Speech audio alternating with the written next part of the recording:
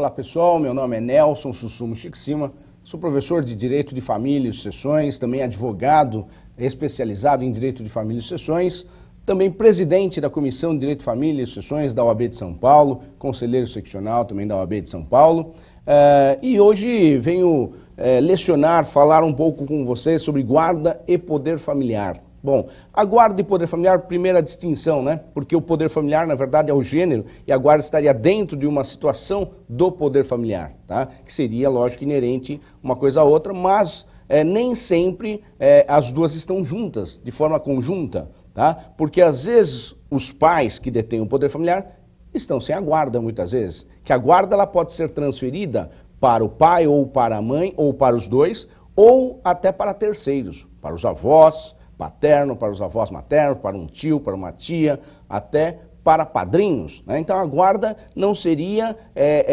especificamente, conjuntamente com o poder familiar, tá? Poderiam ser distintas, mas o poder familiar só os pais é que detêm. E nós vamos deixar aí mais para frente para falar o que é poder familiar. Vamos falar primeiramente de guarda, o que seria guarda, hein? O que nós temos na situação de guarda de filhos menores, lógico, é óbvio, para filhos menores.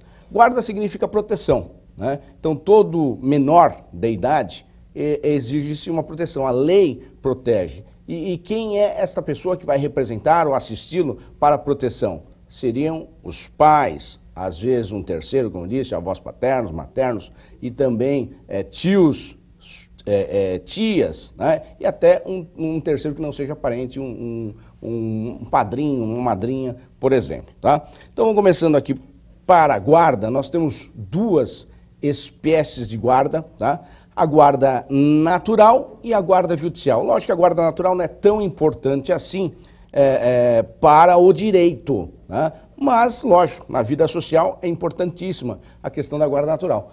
Como eu disse, a guarda natural decorre da própria natureza, né? Já está aqui, como a palavra diz, propriamente. E decorre do casamento, da união estável, hoje também da união homoafetiva, né? E também decorre da comunidade formada por qualquer dos pais e seus descendentes.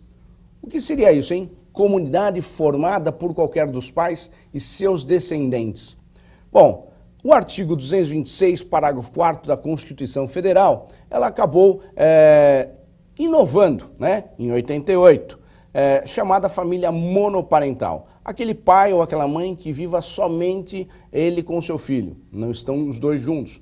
Até aquela chamada produção, entre aspas, independente, produção independente, né? Aquela mãe que quer ter o filho, mas não quer morar com o pai, né? E o pai também quer ter um filho, não quer morar com a mãe. Então, comunidade formada por qualquer dos pais e seus descendentes também tornou-se aí uma situação de família e também geraria uma guarda chamada guarda natural, tá?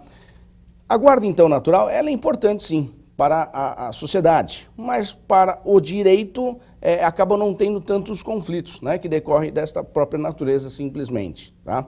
Agora, o mais importante, lógico, o mais importante passou a ser a guarda judicial. Tá? A guarda judicial é aquela que, normalmente, né, existe um litígio, infelizmente, litígio contra o filho menor, e aí vai precisar se decidir qual tipo de guarda, qual espécie de guarda que vai ser fixada para esse menor.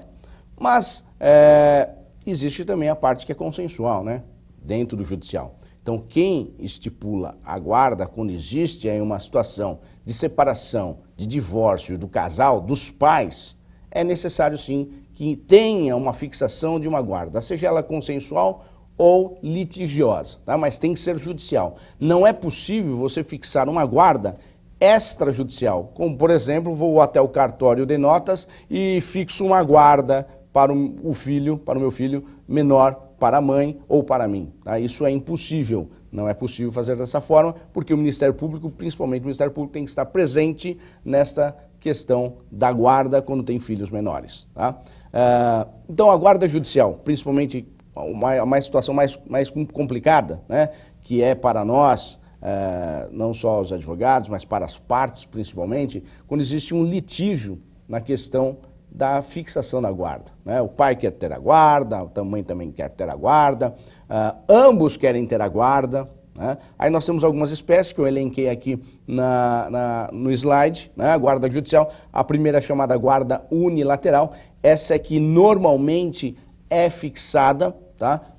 Os juízes normalmente fixam esse tipo de guarda. Vamos dizer assim, hoje está caindo um pouquinho por causa da guarda compartilhada, já existe, foram duas legislações, né? Uma até agora de 2014, finalzinho de 2014 para 2015, já então uma legislação nova, né, da guarda compartilhada e fixando de forma, vamos dizer assim, quase obrigatória na verdade, né? É que a gente sabe que ainda o Poder Judiciário, os juízes, né, não têm aceito tanta essa questão da guarda compartilhada quando existe um litígio entre os pais, tá? Mas eu vou explicar daqui a pouco. A maioria entende que a guarda unilateral, e até de forma costumeira, né, a guarda unilateral ela é afixada com maior intensidade aqui no Brasil, tá? A guarda unilateral eu costumo dividir na seguinte situação: ou ele fica com o pai ou fica com a mãe. E hoje tanto faz, né? Com o pai, ou mãe também, né? Porque hoje existe essa situação da homoafetividade e dois homens podem ter um filho e duas mulheres podem ter um filho também. Então, aí a guarda seria para toda essa situação, todas, hein? Então, a guarda unilateral ou fica com a mãe ou com o pai, com um dos pais, tá? E a guarda unilateral costumo dividir da seguinte forma: a guarda unilateral temos duas figuras importantes, o guardião e o não guardião. O guardião é aquele que detém a guarda física e o poder da imediatividade. O que seria o poder da guarda física e o poder da imediatividade? Bom, se o guardião tem o poder da guarda física, significa que ele está com a posse do menor. Está na posse do menor. Portanto, tem a guarda física. E o não guardião não tem a posse do menor, ele está apenas com o direito de visitas, tá? E de fiscalização. E ainda, como é o poder, o que seria esse poder da imediatividade que o guardião detém, né? Esse é o mais importante, eu costumo falar assim, o poder da imediatividade. O poder da imediatividade, que eu costumo dizer, seria todas as questões imediatas aos direitos e deveres do poder familiar. Como, por exemplo, quem escolhe a escola para a criança, quem tem a guarda, é o guardião. Então, o poder da imediatividade. Quem escolhe as roupas da criança, quem tem a guarda. Quem escolhe também o convênio médico, o médico, o dentista, o hospital que vai ficar, quem tem a guarda, é o poder da imediatividade. Aí o não guardião teria apenas a fiscalização, apenas não, né? É a fiscalização. Mas essa escolha imediata seria realmente de quem detém a guarda. Agora, com quem que fica a guarda? Com o pai ou com a mãe, né? Ainda existe aquela situação machista, né, que deveria ficar com o pai, que era o Código Civil de 16, falava isso, né, na falta do pai, a mãe, né, e depois o Código, já desde a Constituição Federal de 88 igualaram, depois o Estatuto da Criança e Adolescente em 1990 também igualou, pai e mãe, e se houvesse algum tipo de conflito seria solucionado pelo Poder Judiciário, e depois o Código Civil de 2002 também falou em poder familiar e não mais pátrio poder, mas sim poder familiar. Então, quem detém a guarda pelo Código Civil atual de 2002? Quem tem melhores condições? Quem tem melhores condições? E o que seria isso, quem tem melhores condições? É com o pai, porque ele ganha mais. Mas melhores condições não é só dinheiro. Melhores condições seria afetivo, moral, educacional, tudo não é só dinheiro. Tudo bem, influencia bastante, mas não é só isso. Às vezes o pai tem dinheiro, mas ele não consegue dar atenção para o filho, não consegue educá-lo, não consegue fazer as lições de casa com o filho, ajudá-lo na educação, né? Portanto, a guarda ficaria com quem tem melhores condições. Uma vez até uma senhora falou assim para mim, mãe, né, e tinha acabado de separar, falou assim para mim: puxa, doutor, meu ex-marido, pai do meu filho, está falando que vai me tirar a guarda, porque eu não trabalho e não teria condições.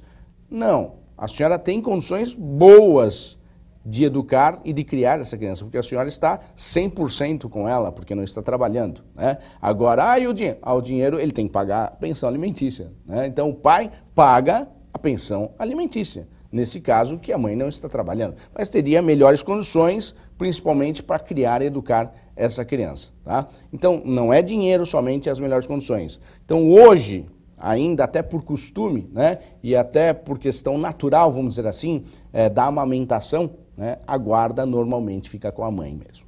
Normalmente ainda fica com a mãe, tá? Até principalmente aquela criança recém-nascida, até 2 anos de idade, que ainda está sob a amamentação natural, né, da mãe. Então ficaria complicado o pai levar a criança até para pernoitar ou ficar com a guarda.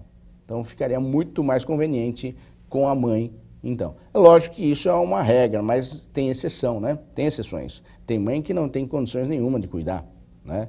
Não é só quanto ao dinheiro, mas questões morais, educacionais, tudo, né? Não tem, e aí teria que ser transferida para o pai, tá? Existe sim bastante hoje, tá? Mas vamos dizer assim, é a minoria, a maioria ainda a guarda ficaria com a mãe sim, tá? Na guarda unilateral. E o não guardião, o normal seria o pai, tá? O pai teria esse poder de fiscalização.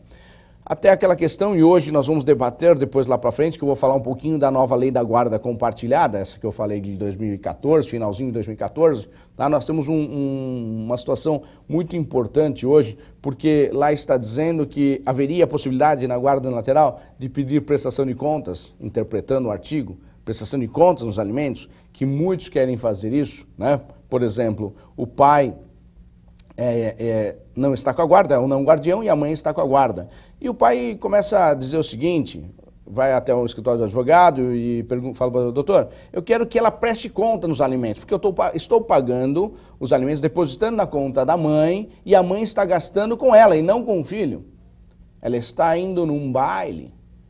Quando começa a sair um pouquinho, sabe? E o ex-marido às vezes começa a ficar com ciúmes, né? Ele começa às vezes a pegar no pé, né? Ele tá indo no bailinho e comeu dinheiro ainda, comeu dinheiro. Tá comprando também, tá comprando bolsa, sapato, bota, sabe essas coisas? E comeu dinheiro. Bom, realmente é isso que ela está fazendo? Eu quero que entre com uma prestação de contas, doutor. Falei, olha, é complicado, porque assim, se você... Isso é o entendimento até do STJ, hein, do STJ. Se você não está contente com essa situação, se realmente ela está fazendo isso com o seu dinheiro e não está sendo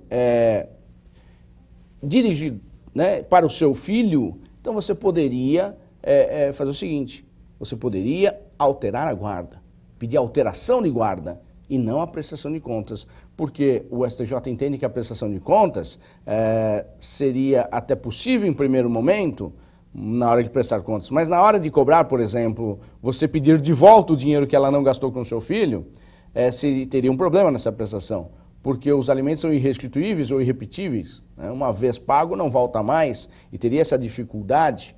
E outro, o poder da imediatividade é dela, como eu disse. Ela que escolhe a escola para a criança, ela que escolhe o hospital, o convênio médico. Ah, mas ela escolheu um médico que custa R$500 a consulta. Poderia ter escolhido de 100, mas o poder é dela. Ela entende que é melhor para o filho, aquele médico que precisava. E você tem que colaborar, tem que ajudar, né? Agora, se você não está contente com a situação, seria a alteração de guarda, a modificação de guarda. Fica com a criança. E aí muitos pais falam, não, deixa para lá, então deixa para lá. Então aí você começa a verificar que às vezes não é realmente o que está acontecendo, o que ele está dizendo, né? Muitas vezes ele está fazendo isso só porque está com alguma bronca dela em uma outra situação, ou está namorando, alguma coisa assim, tá? Mas é lógico, existe sim, já tive casos assim, que a mãe tirou da escola particular e colocou na pública para ficar com o dinheiro, né? Para sobrar mais. E aí, entendo eu, né, que caberia alteração, e até o cliente quis que pedisse alteração. Eu falei, realmente aconteceu isso? Aconteceu. Fácil de comprovar a transferência da escola e o depósito dos alimentos sendo feito de forma correta e o mesmo valor. Tá?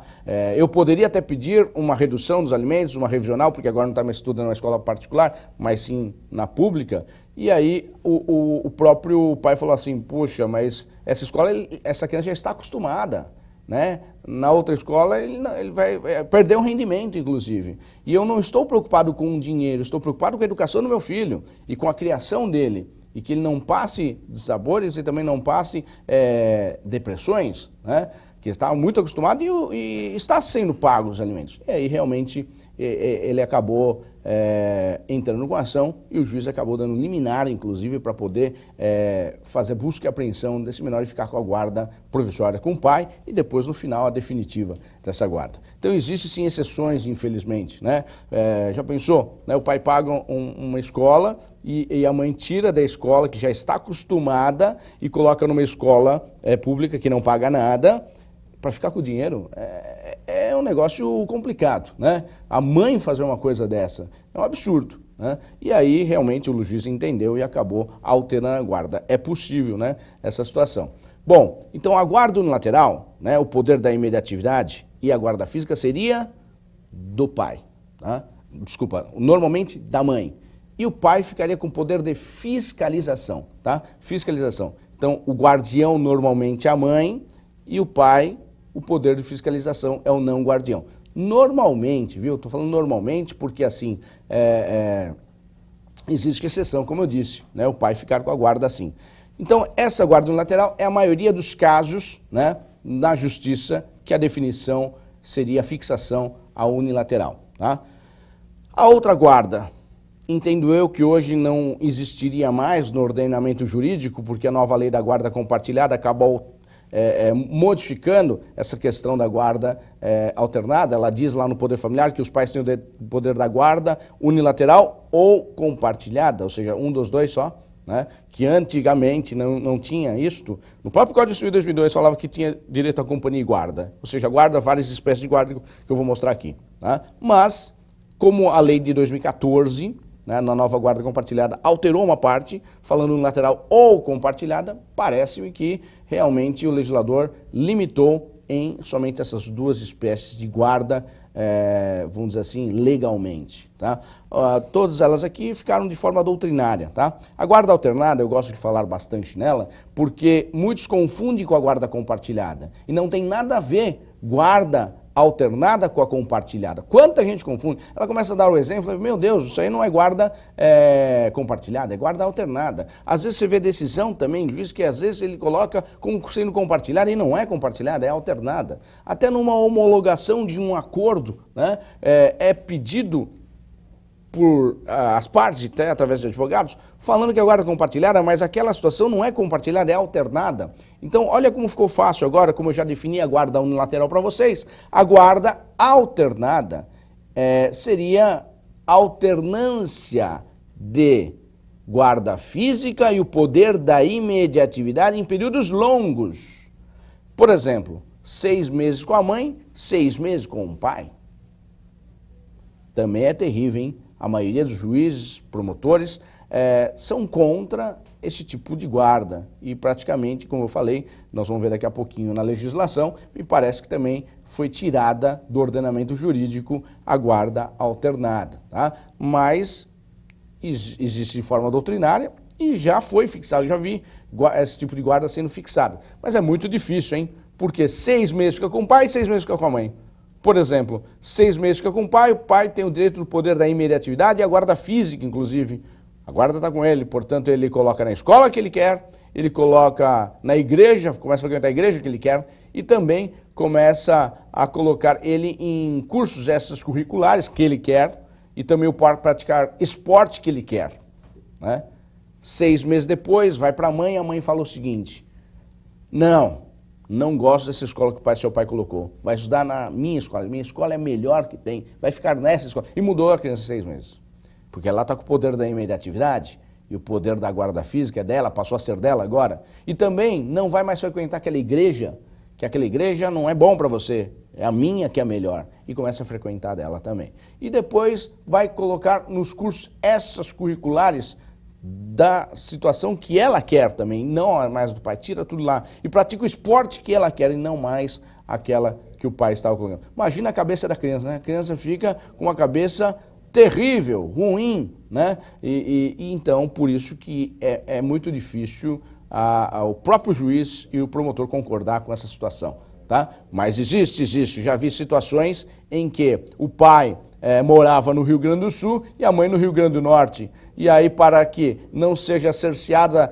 o direito de visitas desse menor, entender por bem deixar guarda alternada, ou seja, um ano com a mãe, um ano com o pai. Anos pares com a mãe, anos ímpares com o pai. Bom, pelo menos um ano, pelo menos um período letivo, né, acaba conseguindo terminar na escola. Mas não é legal, não é legal. Mas essa situação aconteceu, né, em razão até da distância. Já pensou visitar a cada 15 dias? Fica complicado, né? Rio Grande do Norte, Rio Grande do Sul, como que fica? Até para a criança é ruim essa questão. E o custo disso também fica complicado, tá? Então a guarda alternada seria isso, diferente da compartilhada, muito diferente da compartilhada, que nós vamos falar com mais intensidade lá mais para frente, tá? Mas vou falar agora rapidamente de guarda compartilhada.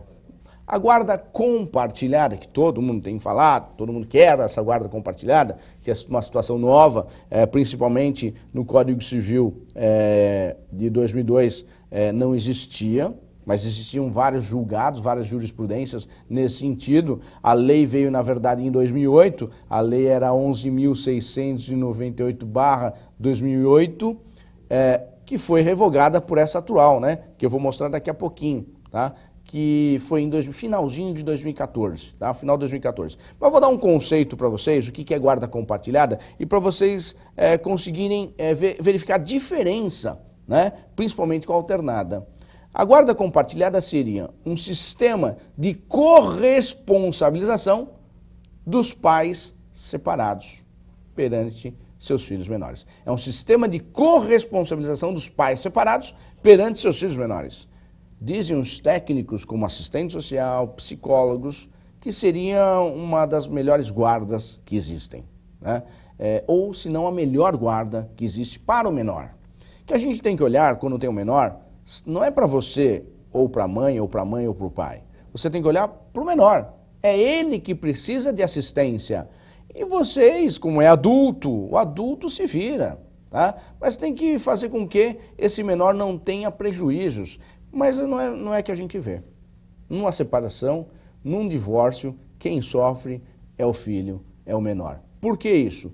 Porque os pais querem sair ganhando, um perante o outro, e quem sai perdendo é sempre o filho. Porque começa a ter aquela situação da alienação parental. Só porque separou e o outro não queria, faz com que a criança pense mal do pai. Tem pessoas que, inclusive, acusam o outro de abuso sexual. Olha só, uma alienação. Olha, o que eu estou dizendo é estatística, hein? 70% dos casos de alienação parental, sabe qual que é a acusação? É de abuso sexual. Bom, se eu estou falando que alienação significa que não aconteceu abuso sexual. Por exemplo, a mãe, ela fala que o pai abusou da criança só para que o juiz não deixe mais ver essa criança. Existem casos, que eu tenho também, casos que o pai faz 2 anos que não consegue ver a criança, não consegue ver seu filho. Por quê? Porque a mãe fala que ele abusou sexualmente. E aí, nenhum juiz, né? O juiz até verificar realmente, e a justiça demora, infelizmente, demora muito, até verificar toda a situação, se é verdade ou não, já passaram 2 anos. E não consegue ver a criança. Já pensou? Por um pai que não consegue ver seu filho? É demais. Mas a justiça demora bastante também, né? Mas, assim, a pessoa mais culpada, né, é o adulto que faz isso. Ela não está prejudicando o ex-marido. O ex-marido está prejudicando a ex-mulher. Quem está sendo prejudicado é o filho, que não está vendo, está sendo cerceada a visita dela, o direito dela para com o pai ou para com a mãe, tá? Que tem gente que diz assim, o adulto diz assim, pai fala assim, eu tenho o direito de visita. Eu entendo o seguinte, não é ele que tem o direito de visita, é uma criança que tem o direito. A criança tem o direito de ter o vínculo, o relacionamento com o seu pai, né? Ou com sua mãe, se estiver a guarda separada. Mas olha, é muito difícil, é muito complicado ainda, o ser humano é difícil, viu? Mas o menor é que tinha que ter um melhor aí, a maior atenção possível seria para o menor, tá? Então a guarda compartilhada, sistema de corresponsabilização, significa que a guarda física e o poder da imediatividade seriam dos dois. A guarda física e o poder da imediatividade seria dos dois. Olha que bacana. Se fala bacana, parece no papel, né? Porque na prática, já pensou? Ah, eu vou colocar na escola, aí os dois têm que combinar, né? E se os dois não se dão bem, fica difícil. Não, eu quero colocar nessa escola. Eu não quero. E aí, como que fica? Guarda compartilhada é consenso. Os dois têm que aceitar, tá? Ambos têm que aceitar aquela escola que querem matricular, não um só. Tá? Eu quero que ele tenha o curso de inglês, então também o outro tem que aceitar. Então, a guarda compartilhada, todos os direitos e deveres são iguaizinhos, inclusive de decisões. As decisões são iguais, tá? Então, a guarda compartilhada seria melhor, porque a criança, ela sentiria que somente os pais moram separados, mas estariam sempre juntos. E poderia ficar de segunda a quarta com a mãe e de quinta a domingo com o pai, não tem problema. Poderia fazer também esse tipo de situação, né? Porque a alternância, que eu falei, guarda alternada, são alternâncias em períodos longos. Esse aqui são curtos, não tem problema. Durante a semana com a mãe, nos finais de semana com o pai, e depois no mês seguinte inverte, né? Ou a cada 15 dias, dessa forma. Veja bem, não é visita, hein? É guarda compartilhada.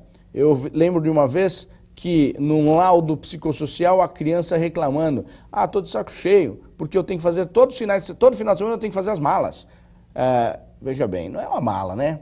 Porque é compartilhada, então não é visitas. Então eu entendo o seguinte, que para efetivamente que fosse uma guarda compartilhada, deveria ter ambos em cada casa, casa do pai, casa da mãe, deveriam ter tudo para o filho, a cama dele, as roupas dele já, até alguns brinquedos dele, né? E aqui também, a cama já dele, o quartinho dele e assim por diante. Tudo já, porque ele só pegaria uma mochila e levaria, né? Não é fazer malas, porque aí é visita, quem faz mala é visita, né? Que é guarda compartilhada. Ele sentiria que teria duas casas, tá? Duas casas. Bom, não há um modelo próprio de guarda compartilhada, tá? Entendo eu que daria mais certo quando os pais moram juntos, moram perto, vamos dizer assim, moram perto um do outro, né? Puxa, aí vai ser difícil, hein? Ficar com a mesma mulher perto de mim. Perto, estou dizendo próximos, dessa forma. Mesma cidade, né? Não pode ser cidades distantes, apesar que já existem julgados, né? De que houve guarda compartilhada, fixação de guarda compartilhada, que a mãe mora aqui e o pai mora em Londres, por exemplo.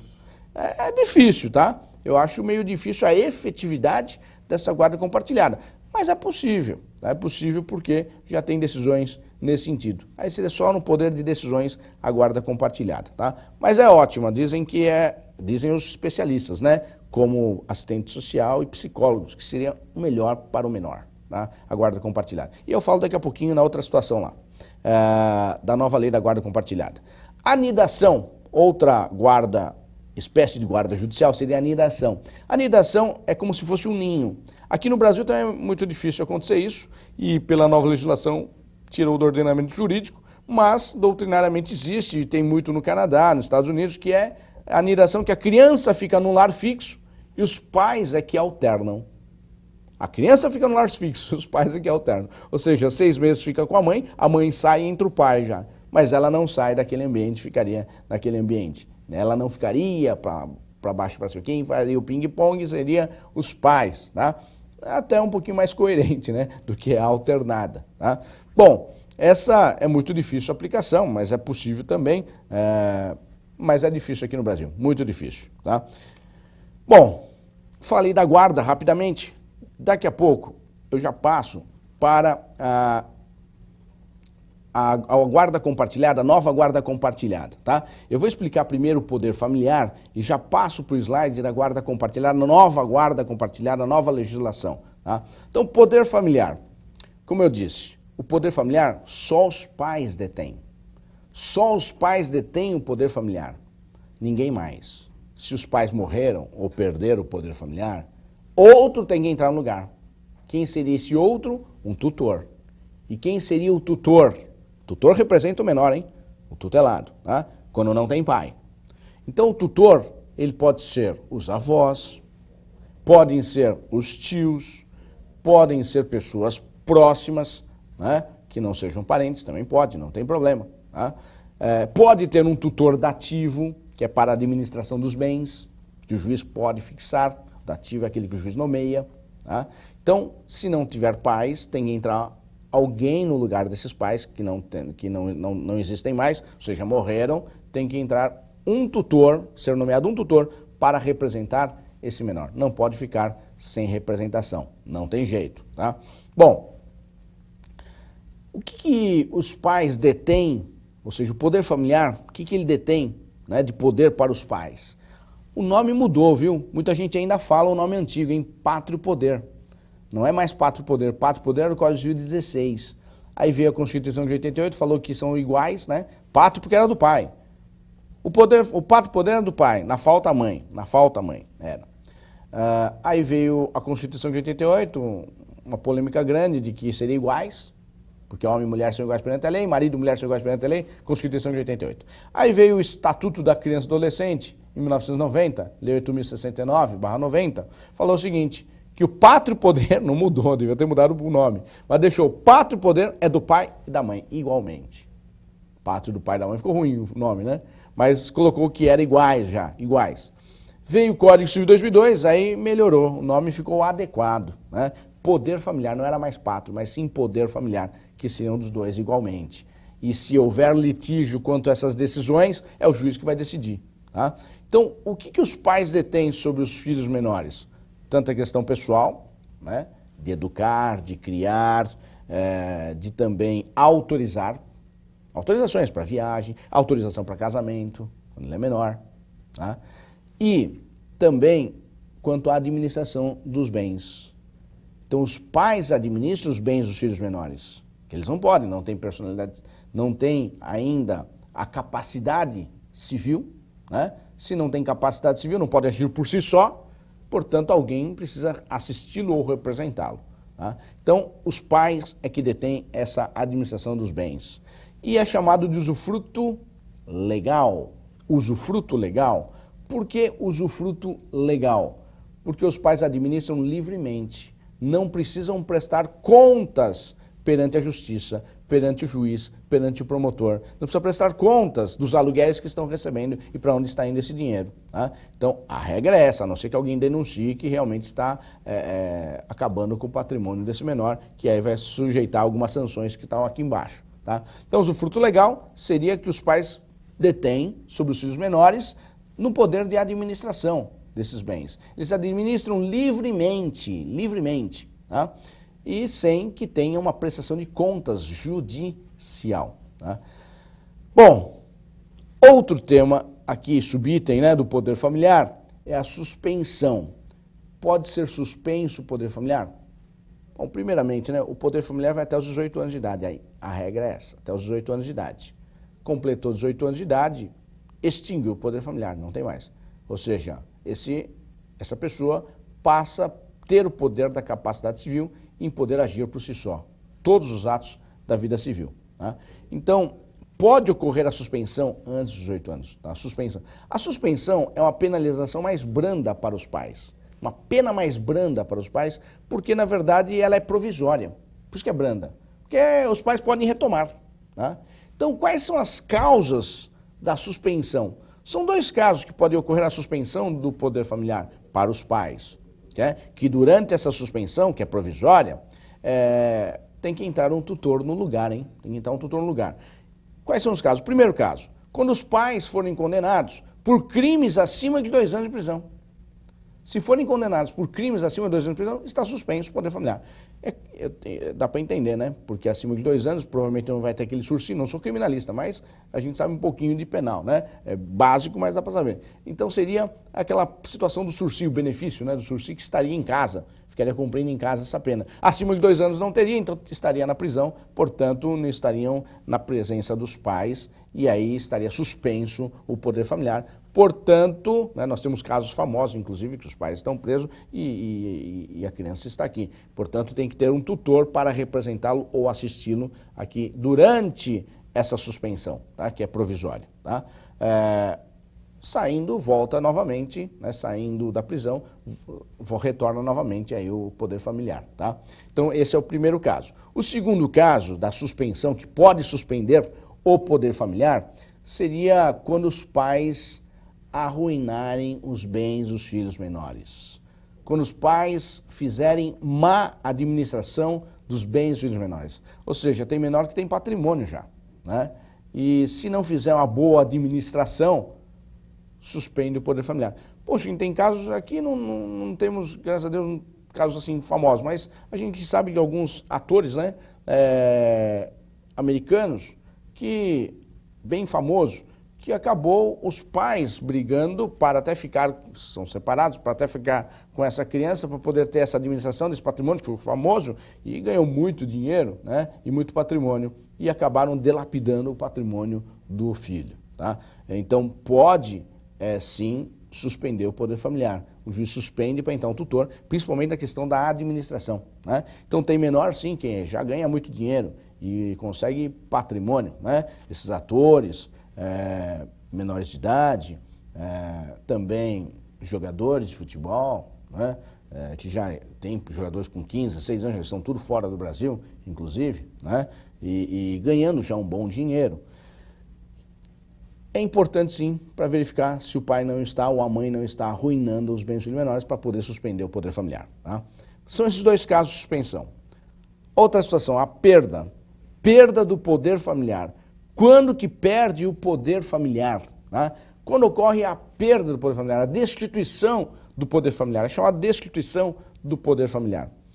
Bom, é importante lembrar que a perda só ocorre de forma judicial, só judicial, tá? E a perda é uma pena realmente severa. Essa é a pior que tem, porque essa não volta. Perdeu, acabou, não volta mais. Ela não é provisória, ela é definitiva, tá? A perda do poder familiar. E quando ocorre, quais são as causas de perda do poder familiar? Primeira causa de perda do poder familiar seria a questão do castigo, né? Infelizmente, tem pai que espanca e tem mãe que espanca o menor. Castigo imoderado.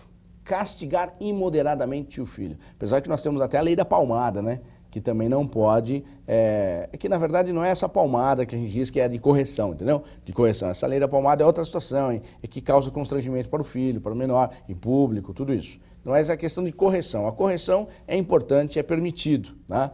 Mas não pode ultrapassar os limites, inclusive espancando a criança muitas vezes. Tá? Aí sujeita à perda do poder familiar, mais a questão criminal, né? Mais a questão criminal, tá? Então a perda do poder familiar.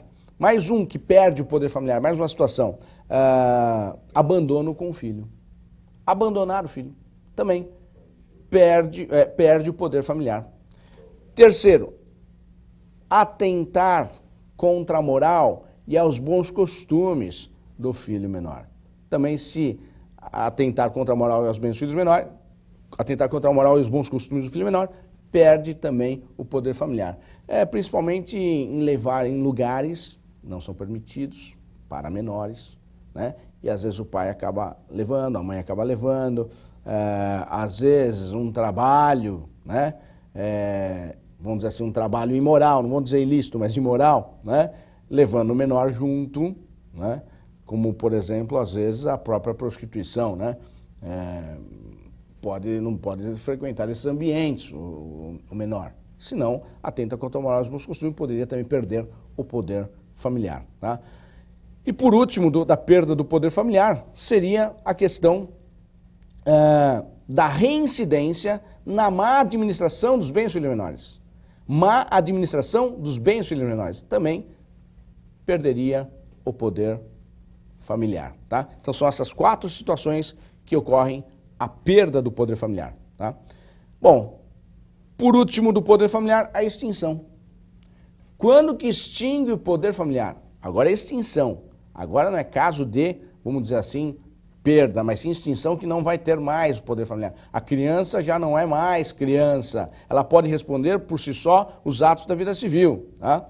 Então a primeira, pela morte, né? Morreu a criança ou morreu os pais, o poder familiar está extinto, tá? Está extinto. Outro, pela maioridade. Completou 18 anos, já é maior de idade, portanto, extinguiu o poder familiar, pela maioridade. E o terceiro, pela emancipação. A emancipação está lá no artigo 5º do Código Civil. E lá na emancipação, vou dar alguns exemplos só, né? Mas a emancipação é um fenômeno civil que a lei permite que esse menor de idade pode agir por si só os atos da vida civil. Como, por exemplo, a emancipação pelo casamento, que a partir dos 16 anos é possível casar, desde que tenha autorização dos pais, tendo autorização dos pais, emancipa o menor. Casou com 16 anos, emancipou. Outro, colação de grau. É que é difícil, né? Colação de grau para nível superior, né? Colação de grau realmente fica mais complicado, né? Porque hoje com 18 anos de idade já está maior, você colou o grau, nível superior com menos de 18 anos, é diferente, né? Diferente. Bom, mais um que extingue aí pela emancipação, que é possível ser feita a emancipação judicial. O juiz pode emancipar também, né? Fazer esse tipo de emancipação. Mas a partir dos 16 anos é possível? É possível. A partir dos 16 anos, o juiz pode emancipar esse filho menor, tá?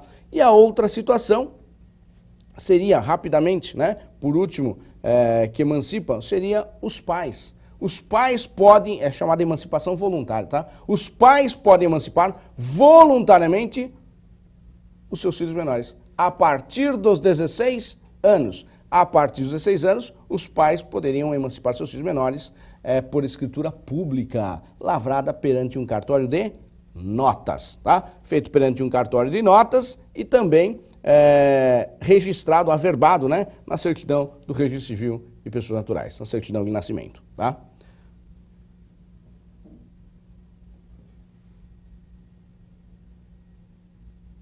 Bom, eu vou para o próximo slide, então, né? E nós vamos falar sobre a lei, né? A lei nova, a lei 13.058/2014, finalzinho de 2014, hein? Tá? Então nós temos lá a lei 13.058 de 22 de dezembro de 2014. Bom, essa legislação com vigência na data da sua publicação, tá? Mas foi do final de 2014, então não conta muito 2014, né? Então nós temos 2015, nem temos 2 anos ainda. 2015, meio, né? Mais ou menos, essa legislação. 1 ano e meio, mais ou menos, de legislação, tá? Então, vamos comentar rapidamente aqui o artigo 1583, que foi alterado, artigo 1583 do Código Civil, que foi alterado pela lei 13.058/2014, tá? E é importante ali, ó, na guarda compartilhada, o tempo de convívio com os filhos deve ser dividido de forma equilibrada, com a mãe e com o pai. O que seria essa forma equilibrada, né? Equilibrada. A forma equilibrada seria o costume de como era quando estavam casados, né? Porque às vezes o pai só via a criança no final de semana, e agora ele quer ver todos os dias, depois de separado. Então a equilibrada seria feito por e seria avalizado, né, por um técnico profissional como assistente social e psicólogo. E aí definiria o que seria essa convivência equilibrada. Você viu que a convivência não é visitas, tá?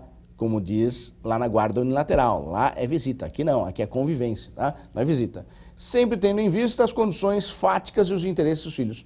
É o parágrafo 2º que foi alterado no 1583, tá? Mais um parágrafo foi alterado, foi o parágrafo 5º, a guarda unilateral obriga o pai ou a mãe que não a detém a supervisionar os interesses dos filhos. Aqui que eu falei para vocês. Esta fala da guarda unilateral, não é compartilhada. Então essa nova lei da guarda compartilhada, que ficou conhecida dessa forma, também alterou a guarda unilateral. E também alterou o poder familiar, por isso que eu coloquei essa legislação no final, tá? Que vai falar do poder familiar aqui também. Então a guarda unilateral obriga o pai ou a mãe que não a detém a supervisionar os interesses dos seus filhos. E para possibilitar tal supervisão, qualquer dos genitores sempre será parte legítima para solicitar informações e ou prestação de contas. Olha só, ainda colocando que objetivas ou subjetivas em assuntos ou situações que direta ou indiretamente afetem a saúde física, psicológica e educação dos seus filhos. Então, é muito abrangente ela, hein? É bem abrangente, hein?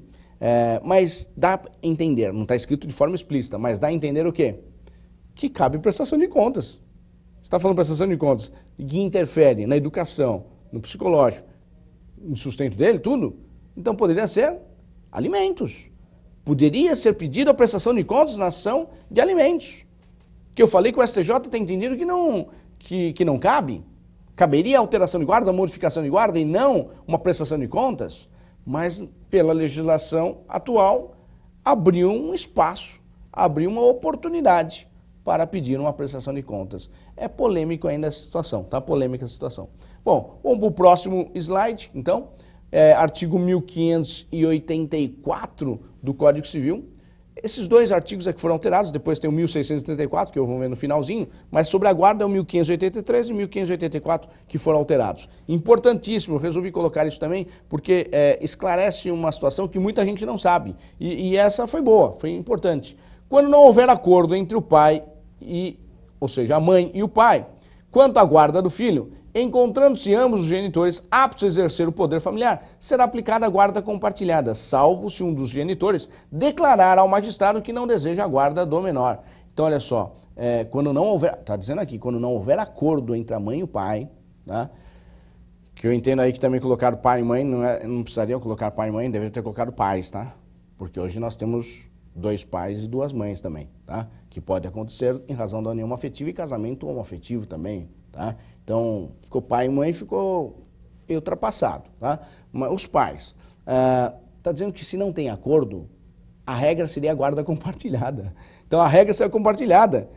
Então, não é unilateral como tem se aplicado. A regra seria a guarda compartilhada. Portanto, não falou nada, houve lá, os dois querem a guarda, estão litigando sobre a guarda, o juiz deveria aplicar a guarda compartilhada, é o que está na legislação. É que nem sempre está sendo dessa forma. Porque alguns magistrados, até foi agora, nesta semana, um julgado importante falando que o juiz não aceitou a guarda compartilhada, tendo em vista que ele verificou, o litígio era muito intenso, se o litígio é muito intenso, é impossível a guarda compartilhada. Tá? Mas a lei diz que se litígio tem que ser compartilhado, ele fixaria essa situação. Tá? Aí me perguntaram o seguinte, então, doutor, significa, eu não quero guarda compartilhada. O pai até falava assim, mas eu não quero, e a lei está obrigando agora, eu estou perdido. Eu não vou ficar com a guarda, porque eu não consigo ficar com a criança. Bom, tá aqui, ó. Se o juiz, salvo se um dos genitores declarar, né, ao magistrado que não deseja a guarda do menor. Se não deseja, acabou. O juiz não vai declarar, tá? O juiz não vai fixar, tá bom? Então, a outra situação, se estiver apto também, né? Ah, mas ele é um drogado, pai, mas ele não tem condições nenhuma. Bom, se estiver apto, tá? Então tem essas duas exceções. Se declarar que não quer e se está apto. Se não está apto, não dá a guarda compartilhada. Tá?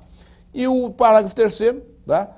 Que para estabelecer as atribuições do pai e da mãe e os períodos de convivência sob a guarda compartilhada, o juiz de ofício ou a requerimento do Ministério Público poderá basear-se em orientação técnico-profissional ou de equipe interdisciplinar que deverá visar a divisão equilibrada do tempo com o pai e com a mãe. Isso eu já falei, né, naquele slide anterior, com referência ao equilíbrio da convivência. Quem vai definir isso é o assistente técnico profissional, que seria assistente social, psicólogo, até psiquiatra, se entender o juiz. Tá?